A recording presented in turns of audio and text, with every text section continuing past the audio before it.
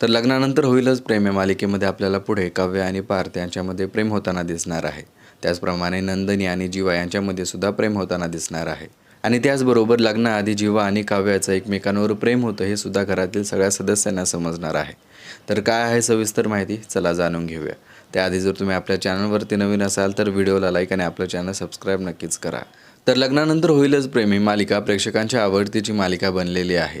या मालिकेतील सर्वच कलाकारांनी आपल्या अभिनयाच्या जोरावरती प्रेक्षकांची मने जिंकलेली आहेत. आणि त्याचबरोबर या मालिकेमध्ये दाखवण्यात येणारे ट्विस्ट हे प्रेक्षकांना प्रचंड आवडत असतात.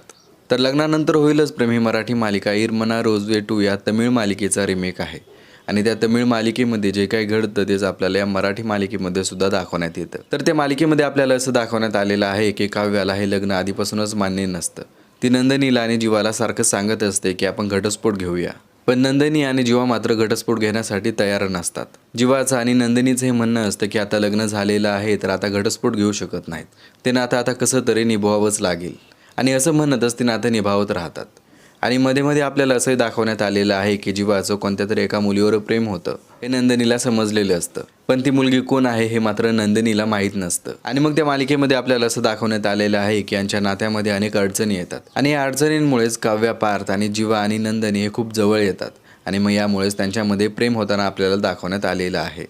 आणि मग आपल्याला पुढे असंही दाखवण्यात येतं की जीवा आणि काव्याचं आधी एकमेकांवर प्रेम होतं हे घरातील सगळ्या सदस्यांना समजतं. तर पुढे होतं असं की जीवा आणि काव्या ठरवतात की पार्थला आणि नंदिनीला सगळं सांगायचं की लग्नाआधी आमचं एकमेकांवर प्रेम होतं. आणि मग काव्य आणि जीवा हे सत्य आपापल्या पार्टनरला सांगणारच. त्याआधीच रम्या घरातील सगळ्या सदस्यांना जीवाचं आणि काव्याचं एकमेकांवर प्रेम होतं हे सांगून टाकते.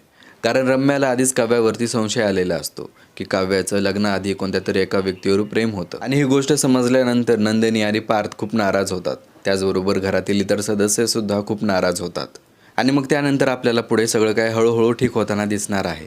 आणि मग परत त्यांच्यामध्ये प्रेम होणार आहे. तर असं काय आपल्याला इरमना रोजवे 2 या तमिळ मालिकेमध्ये दाखवण्यात आलेलं आहे. आणि त्या तमिळ मालिकेमध्ये जे काही घडतं तेच आपल्याला लग्नानंतर होईलच प्रेम या मराठी मालिकेमध्ये सुद्धा दाखवण्यात येतं.